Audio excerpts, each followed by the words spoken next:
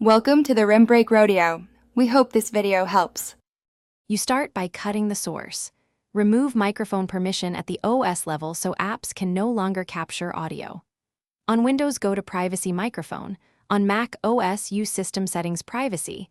Mobile users open app permissions. Once done, close the target app fully. Do not leave it running.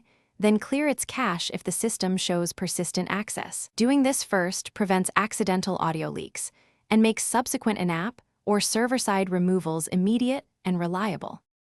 You now operate inside the app. Navigate to Settings Voice or Audio and toggle Voice Chat off. If the app uses rooms or servers, remove or restrict the role that can speak and delete unused voice channels.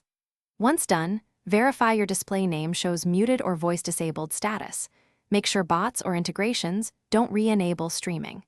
If the app supports it, change default join behavior to text-only so new rooms inherit the voice-disabled state, and restart the app to confirm the change took effect.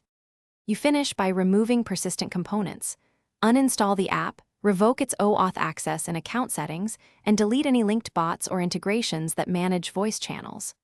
Once done, reboot your device to clear residual services.